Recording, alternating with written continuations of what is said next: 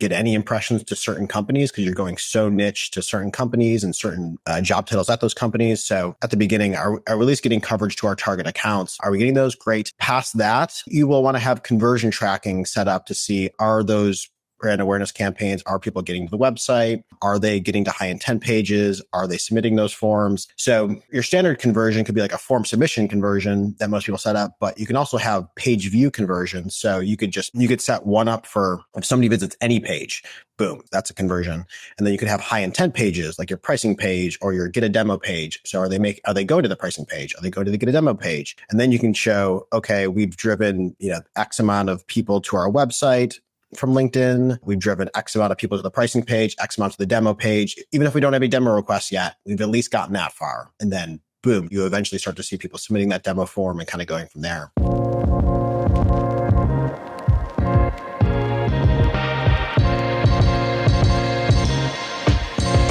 And we're live. This is so exciting. Hey everyone, I'm Danielle, head of content at Exit 5. And if you're expecting Dave today, I'm hosting. So I'm very excited to host for the first time with you guys.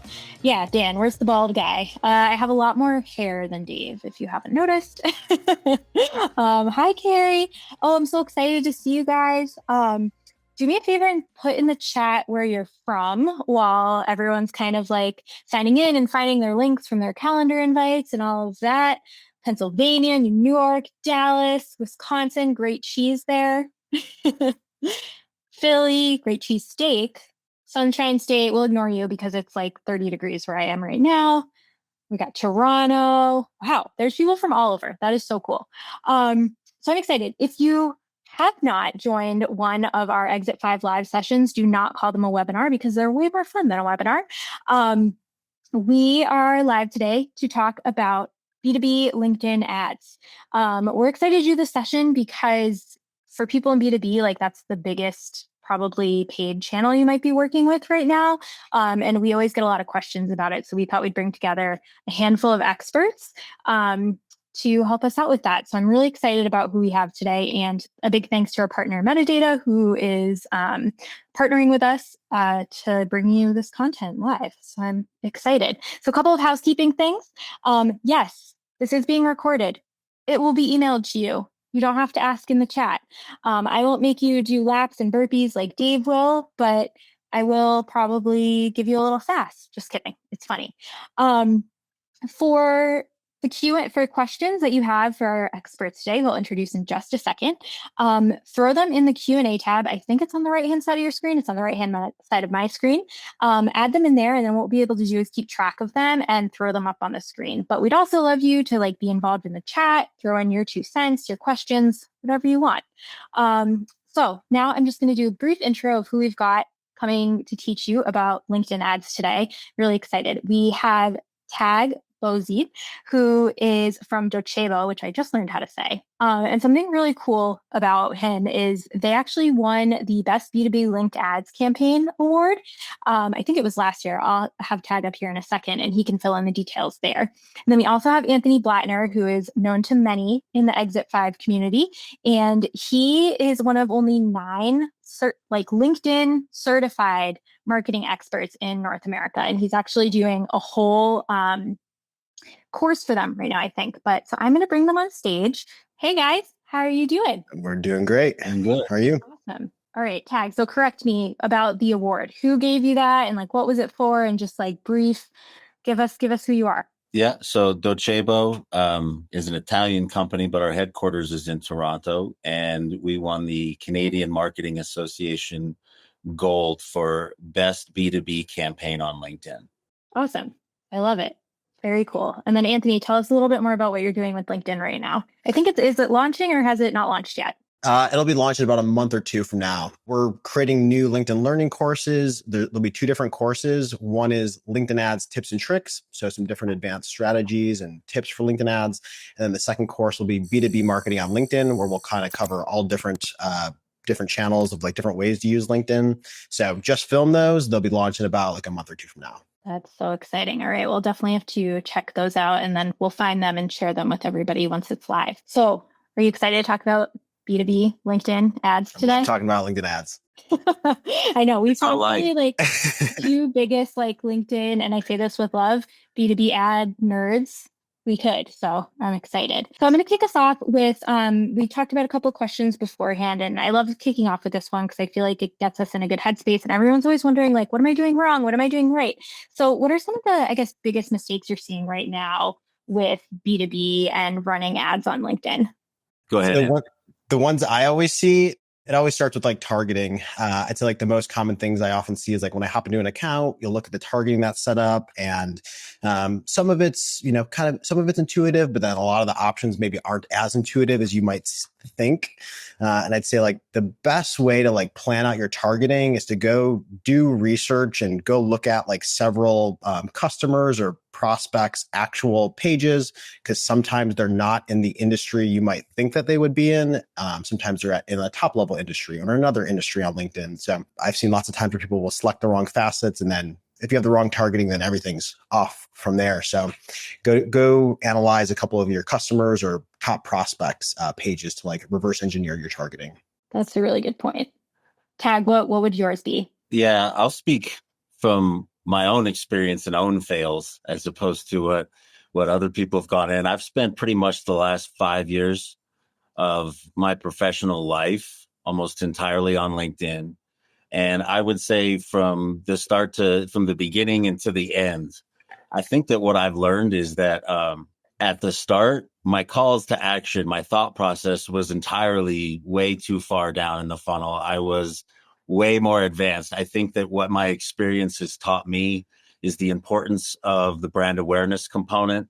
I think that what my experience has taught me is how important the creative is. And so I think I was always lacking. I think early on I was lacking creativity and trying too hard to create the end goal that I wanted, as opposed to thinking ultimately, I think simpler and a little bit higher up, and thinking more from the user standpoint. I think that it was way too complicated and probably not the right media at the start. And my time has taught me to educate first, deliver value first. Don't let your content speak to your goals. Just deliver value to the user. Would you agree with that, Anthony? Yeah, it's very easy to jump to like get a demo ads and just focus on that, because that's, at the end of the day, that's what most people do want. But you got to be careful not to jump to that too fast. Otherwise, you might be getting demo requests coming in, but people have no idea what you actually do if you jump to demo too fast. So I think what Tagg said is definitely correct. Start with building awareness, educating the prospects on who you are, and then retarget to demo, if that's your end goal. But yeah, very easy to jump too fast to those get a demo ads, and then you might be getting leads, but they might not really know what you do. Yeah. And as far as creative goes, like what's one way to make an ad stand out in the LinkedIn feed, or what formats are you finding a lot of success with right now? Tagg, what are you seeing? I mean, in the context of B2B in particularly, I think that having good video that is clever and creative, and still on brand and on point and delivers a solid message, I think that is absolutely the hardest thing to do, but also the most effective. That being said, I think that that's a great lead off. I'm interested to hear what Anthony has to think, because by and large, what I see from I'm in the middle of doing an audit of our biggest accounts that we've closed in the last 180 days. And what we're seeing in terms of engagement is how important the mix is. So I think in terms of making a great first impression, you can't go wrong with video. It's absolutely the most powerful and most effective way to lead off an introduction of yourself to a prospect. But I also can't really, I have to also speak to how important it is to have a media mix. So having long form sorts of content, having still image, again, clever and brandier sorts of things, speaking directly to the customer pain points. I think those are things that are also effective too, but you really have to hang your hat on a good video, I think, if you want to have a holistic approach to a healthy campaign. Yeah, no, I agree with that. Video can be the most powerful format when done right. It's just such a high fidelity interaction where you get to see and hear from somebody, and you can cram a lot more information into a video ad than you could just an image. And like taking that one step further, it could be like thought leader ads with video, especially when it's like a founder or owner or CEO and like kind of telling the story. Those selfie videos, those do awesome. And it's like a very high touch interaction where somebody gets to hear and see from the founder, really get to learn from them. And then, that's so much more than you can convey, so much more than you can in just an image ad when you have video there. So creates a very high touch interaction. It's very sticky. And, that FaceTime is gold. And like, you don't get FaceTime unless you're like seeing somebody in an event or if somebody joins a webinar or stuff like that. So being able to do that with ads, put that in the feed, it's a great format. Yeah. You both kind of mentioned the thought leader ads, and those are relatively new-ish to LinkedIn. And we've been running them at Exit 5 and having a ton of success with them. And Kelly in the chat has said she's been wanting to try them out. Just kind of what are your best practices there? What are you seeing in terms of results? And, what should Kelly try that out with? Yeah, thought leader ads have been great. So first to define it is thought leader ads are boosting posts from people. LinkedIn calls them thought leader ads. So that's what we call them. But essentially just boosting a post from a person. So anything that you would post on LinkedIn, you could then go boost that into an ad. I guess the caveat is it's like single image, single video. You can't do document posts. You can't do multi-image. There are a couple of restrictions, but for the most part, boosting posts from people. And we just see like they get much higher engagement rates and much higher, more importantly, dwell time of like people are sitting there and reading that content more than if it was coming from a company page. And it makes sense. People will always engage and want to hear with people more than just a business. So yeah, they create, much higher engagement rates, much more dwell time. So people are sitting there and reading it. And then that allows you to bid a lot lower. So you can get much better CPMs and costs in your ads than company page ads. So those are thought. And you're doing this for us at Exit 5. So if you've seen Dave in your feed, it might be a thought leader ad. Yeah. So if you've seen Dave a lot more on LinkedIn recently, it's those thought leader ads. Yeah. And those have been crushing it. So, stuff like that, where it's like, if you have a visible founder or like a well-known founder or somebody like that's even better if you have that. Otherwise, if you don't, then you can still boost your CEO's post or your founder's post and help get their voice out there more. And it also doesn't need to be just the CEO. If you're a bigger company, you probably have a lot of like really smart people on your teams. Like you might have engineering leaders who have have written a lot of like really great code that they can share their thoughts and stuff like that. So, there's a lot of opportunities with them. Yeah. And Rachel actually has a good point. Oops, sorry, go ahead, Tagg. I was just going to add to that and say that there's nothing like, as a campaign manager, there's nothing like when you see one of your leaders that posts something really great that you don't have to do any planning for in terms of a content or a campaign.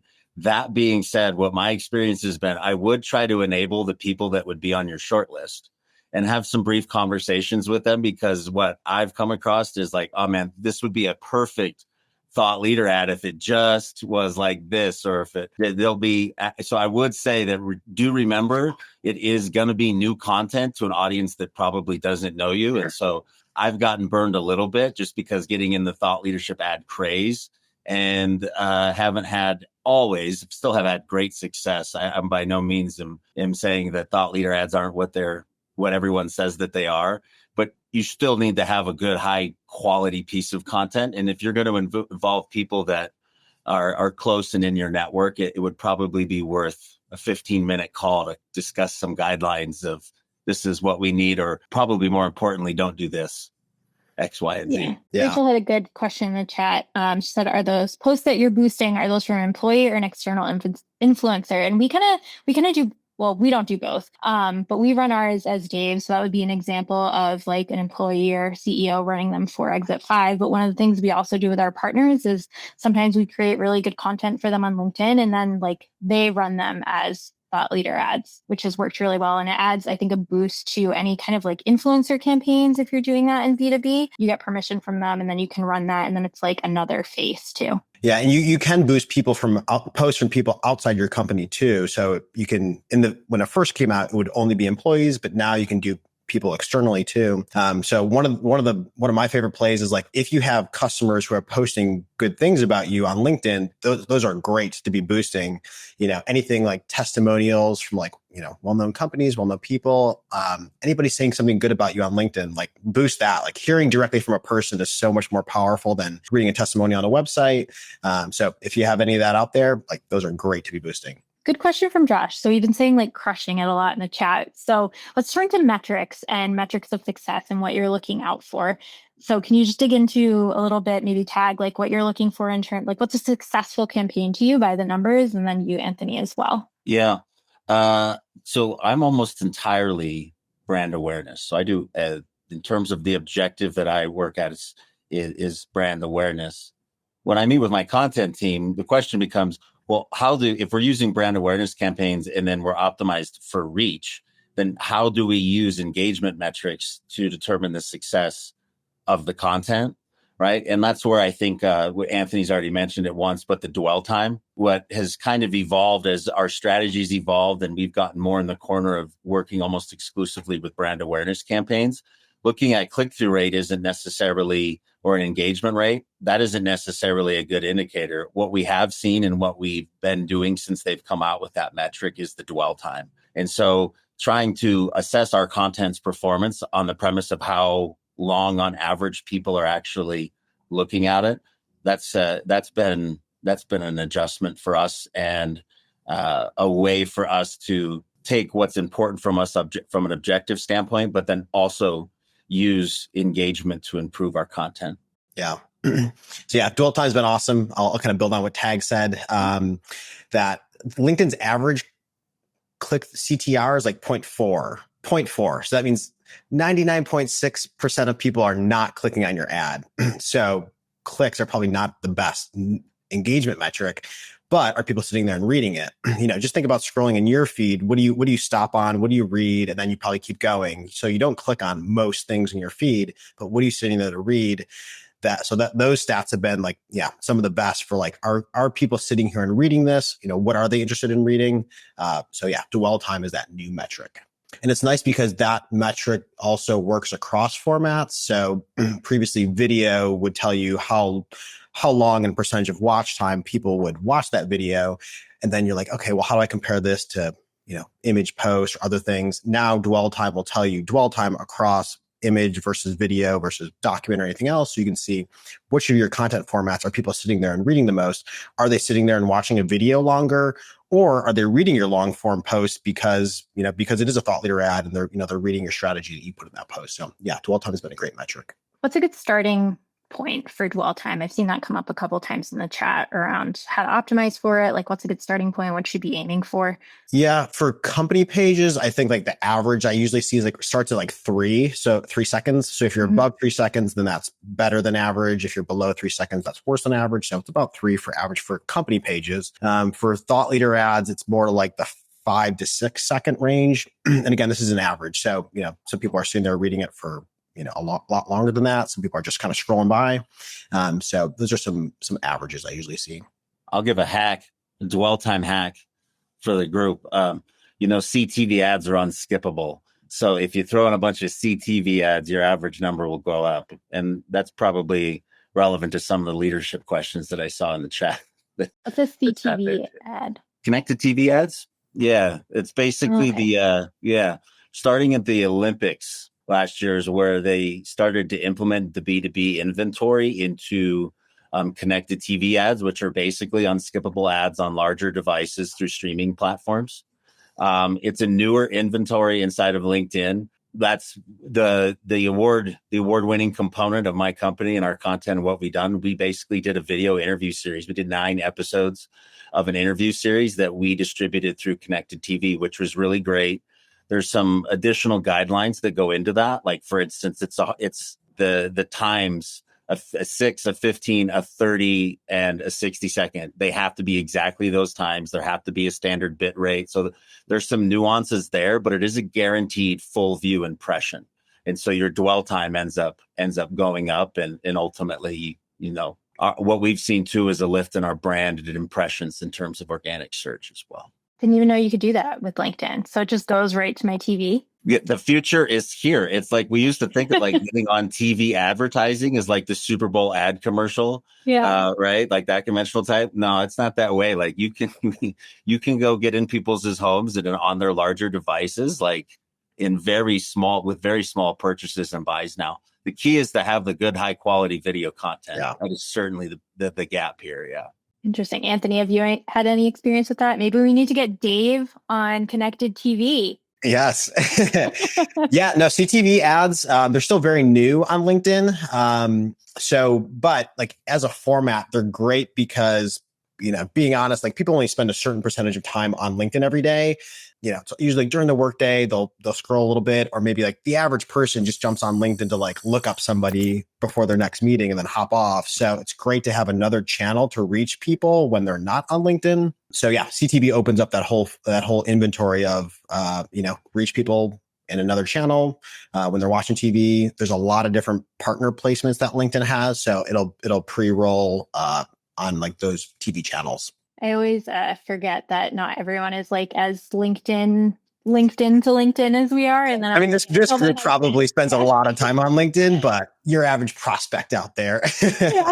And my husband's, I was like, "Who did you see this on LinkedIn?" And he's like, "I go to LinkedIn like twice a week." Yeah. So I'm like, "Oh, I have a password." I see a question in there about it. I don't believe it's in beta anymore. What it is that when you create a campaign, it will be at the very top, and it's just a button you can toggle. It's a toggle button that you can click at the very top of your campaign creation template. Yeah, you have to click brand awareness first for objective. Yeah, Brad, and it'll show up. Yeah. Awesome. Jennifer's got us hooked up with the FAQs and the chat. Yeah. So let's go to some audience Q&A. I feel like this has just been like, I can scroll down for quite some time. So I'm going to throw these on screen. We're going to answer them live. I got one from Maggie. How much should I be spending on LinkedIn ads for them to actually be effective? My company has a very niche audience. We find it hard to target on LinkedIn because the audience is so small. Yeah, I can grab this one because I know Anthony has a lot of experience with niche audiences, but my day-to-day is certainly that. So we're a learning company, right? And so we target very senior HR professionals inside of enterprises. And so you can imagine that is a very niche audience. This is how I do it. I know that the default and the best practices around LinkedIn target audiences, they tend to be big. Like for instance, they're always trying to get you to have at least north of 50,000 people inside of your audience, as an example. One way to make sure that your budget is congruent to your size is, first thing I would recommend is stay away from daily budgets. If you use a lifetime budget, that will help you not waste money. Because what ends up happening a lot of times is if your audiences are too small and your budgets aren't proportionally perfect for them, let's say, that your CPM ends up going through the roof. And so you kind of see some money going out the back door that way. So if you go away from a daily budget and look more at a lifetime budget, then the algorithm is going to take a little more time to be vigilant with its spend. Let's just say that. So that would be my first recommendation. The second is I would make sure to also have enough variance of your ad, make sure to have at least 5 ads inside of your campaign so that you can maximize frequency caps. I'll make mention of a question that I saw in there, and they asked for like an optimal frequency. I typically don't go more than 12 within 30 days. But one thing that's important to understand about the content piece, it's like LinkedIn's hard because it's a professional audience, right? There's no incentive to be sensationalistic, which is something that I think in B2C marketing is quite common. And then a lot of times just to kind of have content and just keep a fresh feel. That's what a lot of people do. But I would say making sure that your budgets are set up for a smaller audience, stay in the lifetime lane, and then also make sure to have multiple variants that are in there so that you can maximize your frequency to that audience in a given amount of time. But by and large, the smaller your audience, the more your CPM is going to go up. And have the smaller your audience, and this is how I represent it to my stakeholders. Usually the smaller your audience, the more complex your content needs to be. So that's my best recommendation is that the best way to try to circumvent the increase in cost from your smaller niche audiences is to take some time and have really, really, really good content. That way your engagement goes up. So whatever increase in cost that you're having from an impression perspective, you're offsetting with an increase in engagement. How much would you say like a starting budget for a smaller audience should be? Anthony, you want to go with that one? Yeah, I would go back to say that depends on your audience size, and I would say do watch your frequency metric when you launch to see, am I spending too much on this audience or am I spending not enough? Like if your frequency sits at like 1 to 2, that means you're not getting many impressions per person, and maybe you'd need to shrink your audience, or maybe you need to increase your budget. But if your frequency jumps up to 20 within a couple of days, then you're like, okay, I'm spending way too much on this audience, and I should lower it and spread it out a little bit more. It kind of depends on like what you're trying to do with LinkedIn to decide how much you want to spend. I can like share some like, just kind of average recommendations. So let's talk like audience size. Sorry to interrupt you, but I think like, what would you classify as like a small audience, a medium audience, and then like large in terms of size? Yeah, anything under, so first of all, LinkedIn will have a little pop-up that if you're under 50K, it used to be like a red message. Now they changed it a little bit so it doesn't look as error-like, but you do not need to be above 50K. You can have audiences smaller than that.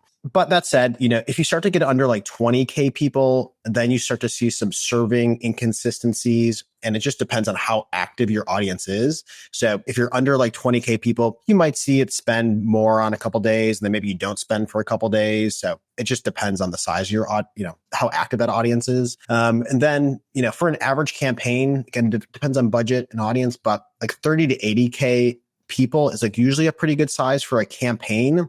Again, a lot of dependencies here, but if you're above 80K people in a campaign, sometimes you have more opportunities to get more targeted. Where if you're like, hey, I have 200K people in this campaign, then all right, well, how about adding some skills to get more niche or groups or interests in that targeting to get a little bit more niche into who I want to be targeting. But that said, if you have like a really large budget, you're looking to push a lot of results, then you will need a big audience. So at those points, then you need to like open it up a little bit more. So average campaign, I usually, try to have it between 30 to 80K people. But that said, if you have a really big budget, then you have to like open it up a lot more. Gotcha. And I would say under 10K is a small audience. Yeah. Yeah. All right, now moving on to Alexandra's question. LinkedIn lead ads versus pointing people to your own landing page. This is a hotly debated topic if anyone reads LinkedIn. It depends on the offer. So there's a lot of dependencies here, but it depends on the offer. And if anything, split test it. But the general differences here is, yes, a LinkedIn lead form will pop up. It'll autofill. People are still on LinkedIn. It makes it very easy to submit it, almost too easy sometimes. So they do have higher conversion rates on average, but it's a less high touch interaction. Splitting that with going to a landing page, somebody is going to go to your website, going to get to read a lot more, probably see more of your branding and info, fill out your form there manually on that page. So it's a lot more work they have to go through to submit that. So, it's usually more higher intent that you'll see. So split test it, see what works for your company. I have lots of accounts that will go one way or the other and like focus more of their spend on either one of those. I'd say kind of for like a rule of thumb is like, if you're really just trying to start with some content downloads and get those moving, then you can use the LinkedIn lead form to make it really easy to start getting some content downloads. But just know that people are just downloading pieces of content. That's not a high touch interaction. And then if someone's going to go request a demo, they probably need to go to your website to learn more about your company before they're really ready to request that demo. So I'd be careful using the lead forms too much for demo requests. Point people to your website to go read more about what you do and then request the demo. Yeah, I'll piggyback on that and say that I've learned that lesson.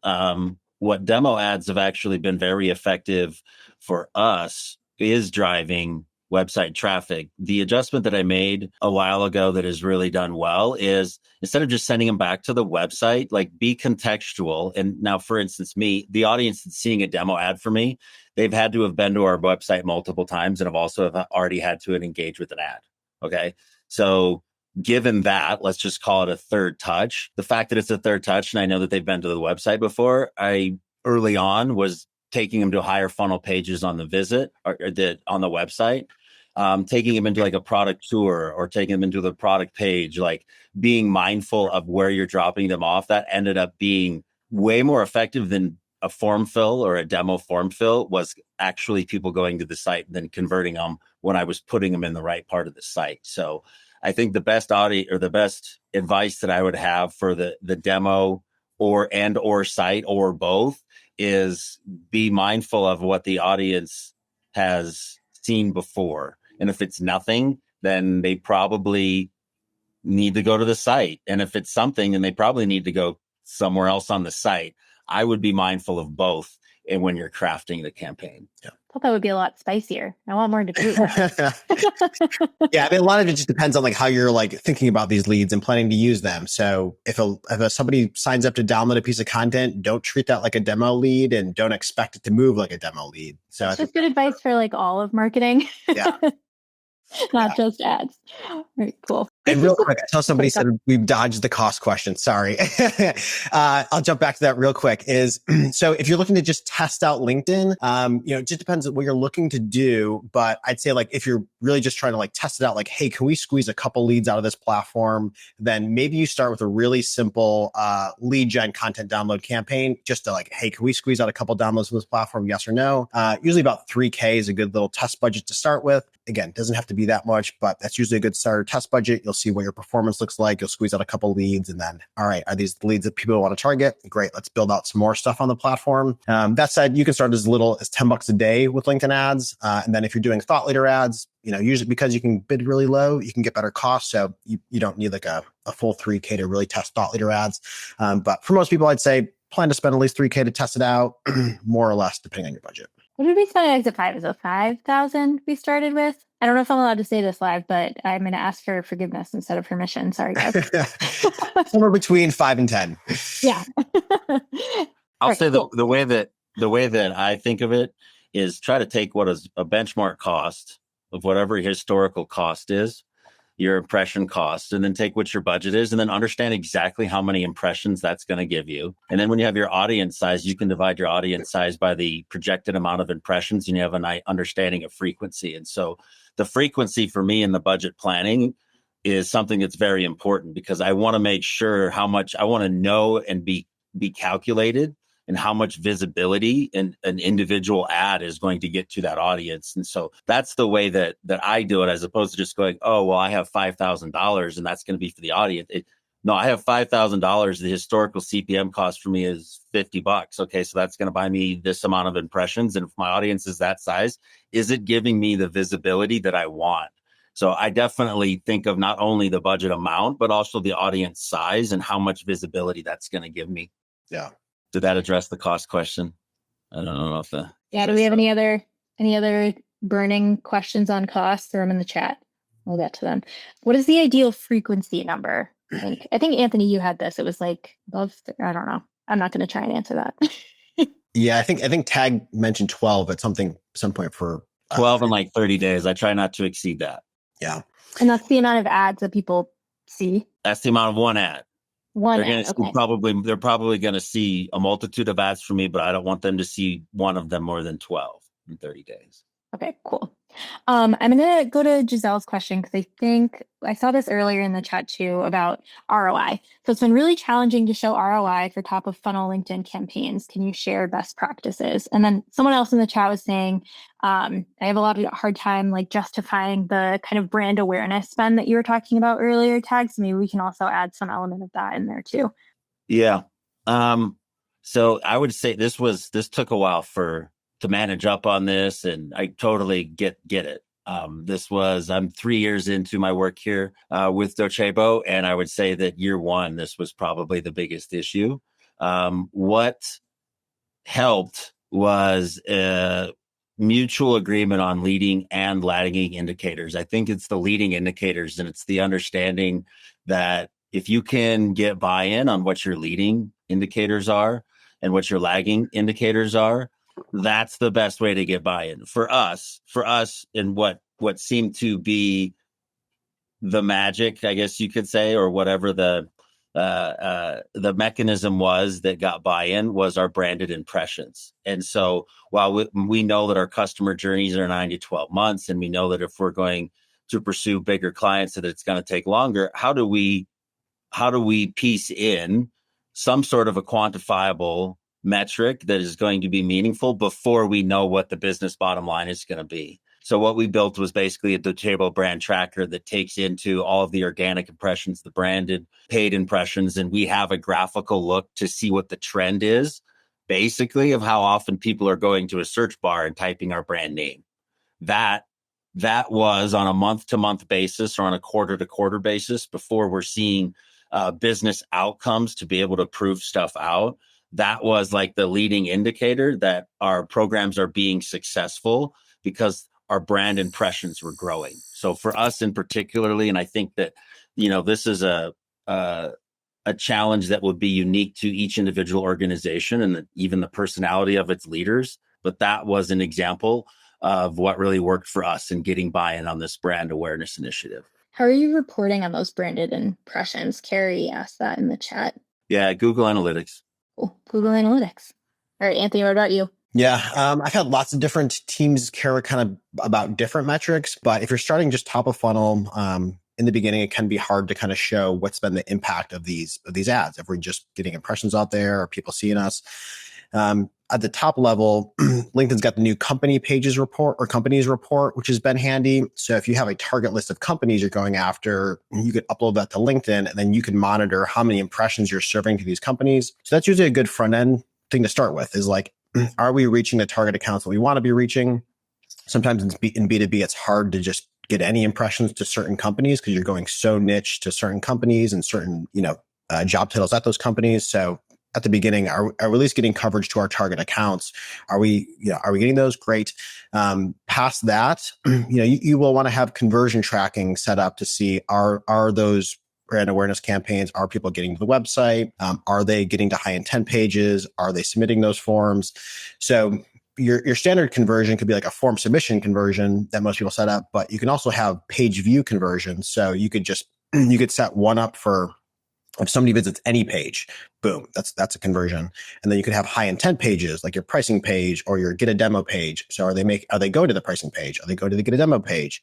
And then you can show, okay, we've driven, X amount of people to our website from LinkedIn.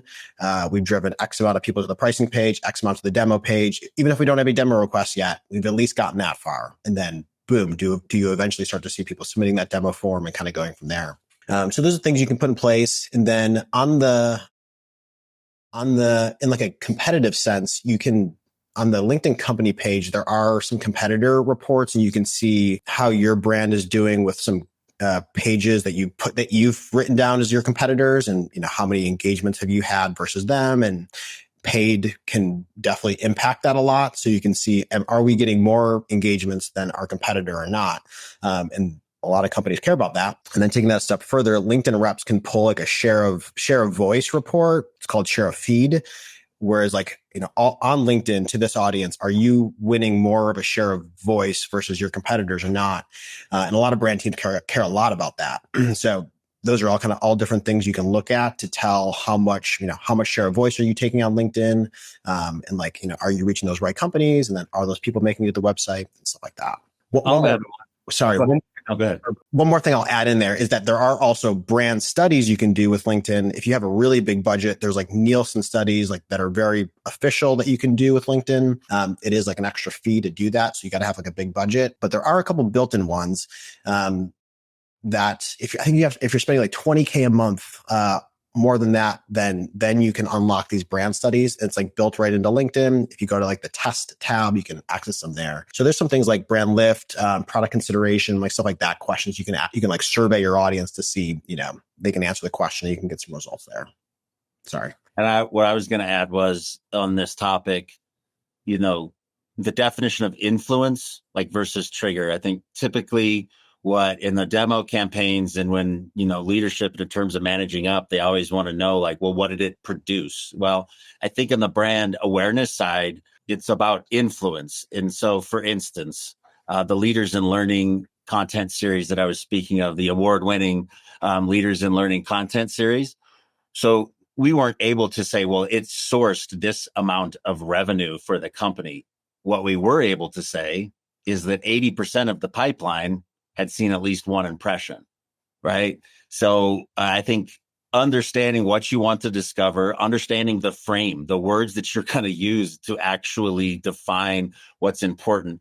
Did Leaders in Learning, did our award-winning content series, did it generate all of these customers? That's the wrong lens to look at it through. It influenced 80% of our pipeline. That's value. That's value. Yeah, that's a really good point, and kind of goes into the next question I want to get to from Tiara. Sorry if I'm saying that wrong. Tiara asks, what are some best practices for reporting on LinkedIn ads? We seem to be seeing different data in different places within our campaign manager account. And I've had this experience too, where like within LinkedIn, it maybe reports something and then our website reports something different. And are there any like best practices or tools that you use to help here? Tagg. So we're an enterprise organization. So I feel like the data and the business intelligence team really leads this conversation. It also means that there is a small variety of what I think we would call sources of truth. In terms of our reporting and the platforms that we use, our business intelligence team pretty much considers Tableau to be our source of truth. I use metadata.io for our ad server and also for our site, our account engagement reporting. And then also pair that in tandem with what we do with LinkedIn. So for us, it's a LinkedIn campaign manager, metadata.io, and a Tableau that's tied into Salesforce. So it's a combination of 4 things that really go in to our quote unquote reporting and sources of truth. Yeah, a couple others I'll throw in there. I think somebody in the chat mentioned the LinkedIn Revenue Attribution Report. So that is like a built-in tool that you can set up in Business Manager and connect Salesforce to LinkedIn. It is very like limited in what you can see, but it's at least something it's a free tool you can set up very easily. Past that, like I like to, when I can get the CRM data, to be able to combine the CRM data with your LinkedIn data. And if you can, figure out what campaign a lead came from and then put some charts together with that. So you can blend data in Looker. So you could have it pulling from your CRM, Salesforce, or wherever that's coming from. And then there's lots of integration tools to pull data from LinkedIn. So you could have those kind of both pulling into Looker, and then you could set up your blends in Looker, and Tableau can do the same thing. And like all these other platforms do the same thing. But yeah, there's a lot of like data tools that can pull it from LinkedIn. And then you can blend it, put in a dashboard in like Looker or something like that. And then past that, like there's a lot of new tools that are coming out that have been great to like connect all your different platforms. So like Hockey Stack and Dream Data are a couple relatively new platforms, and those do like leverage like APIs to, similar to how the LinkedIn RAR can, just based off impressions, tell you if LinkedIn's making an impact. Hockey Stack, LinkedIn RAR. the Revenue Attribution Report. Sorry, I was like a dinosaur. the RAR. But I say that way too often. But yeah, some of these new platforms can do a lot of cool stuff too. And like you can connect all your different tools and all your different advertising platforms. They can start to put together like the journey to see like, oh, somebody, saw you on LinkedIn and then they Googled for you. And then they ended up then they requested a demo, and kind of being able to see that journey is very insightful. The RAR. I was like, what? Awesome. That was great. Cool. This one I think is fun. So I'm going to throw to this one. What are some little known targeting features in LinkedIn that can be highly effective? Any secrets that you guys are willing to share? Targeting secrets. Features. I'm trying, like, the features I think is throwing me off. I'll say this. As a standard best practice, every time I set up a campaign, I like preload, even if it never gets used, and even if there's not even creative that goes in it, I basically pre-make its retargeting campaign. That's just been like mindful for me. So like standard in the process, you make the campaign go out, then for me to like make the next step. Like that was kind of my challenge for me and my stakeholders when I first got into B2B, is like, we always try to think, we only think like one step in advance. Right. We're going to run a campaign. We're going to show them this. Well, the reality is, particularly in B2B, like whatever you show them, they need a lot more of that, and they need more time, and you need to be impressionable during that time. Like, I wouldn't call it a feature, but just a best practice of mine is that if they see one ad, I'm going to already have it set up.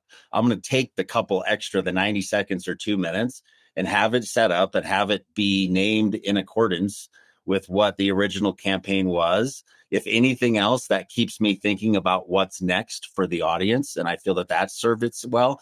But also, I just think you always have to be thinking about what are they going to see? What are they going to watch? What are they going to see next? And that has really helped me extend the, I guess you would call it, entertainment value to my target audience. Make sure they see it everywhere after that first touch. Universal discoverability is a pretty big deal. Yeah. I don't know if I have too many like, little known features, but I think like one of my favorite things to do is like if you're using HubSpot or any CRM like that, a lot of them can sync lists to LinkedIn. So very common to have like sync your target account list. And then as salespeople add and remove accounts from that list, that'll automatically push to LinkedIn and automatically update your campaigns. And then same for your open opportunities list, as you close deals, then that list, or like as deals enter the pipeline and as you close deals, you're updating that list in HubSpot, and then that's automatically syncing to LinkedIn and automatically syncing to your campaigns that are running. So I love using that. Otherwise, little known features for targeting. If you have a LinkedIn rep, there's actually a bunch of like ones that you can't see on LinkedIn. Most of them are not useful. But there was one that I've used a bunch of times to only target members with one open job. Because one of the challenges with LinkedIn targeting is that if somebody has multiple jobs in their profile, LinkedIn will consider all of those when looking at targeting. So if you're trying to target CEOs of tech companies of a certain size, somebody could be like a software developer at Microsoft, but then be CEO of their own side hustle. And then they look like the CEO of Microsoft because that's how the targeting adds everything together. You could use something like this to, limit it to just people with one open job. You can also just exclude the opposites of the targeting facets when you're setting up your targeting. But yeah, LinkedIn reps have some other targeting options they can add. Most of them haven't been super useful, but there are a handful of them in there that can be useful. So if you have a LinkedIn rep and you're spending a good amount, ask them for that list and they can share it with you. All right. I think we have time for like 1 to 2 more questions. So I'm going to throw it to this one by Christina. Do you have any great frameworks or approaches for A/B testing different ad sets? We haven't really talked about testing a lot, so I'm curious to hear you guys' thoughts. Go ahead, Anthony. As far as A/B testing, so you can use the LinkedIn built-in tool to do like the official A/B testing, and it'll keep the impressions separate, the audience is separate, and test it like that. Different teams I work with prefer different methods of testing, so we do use that for some accounts. But I'd say more common is just kind of launching those ads in the campaign, because then you can keep running them. When the A/B test runs, it's kind of like it's done. It's off on its own. You can't reactivate it. Other than that, like A/B testing, I'd say like something I think about a lot is like, be careful not to test things that are too small.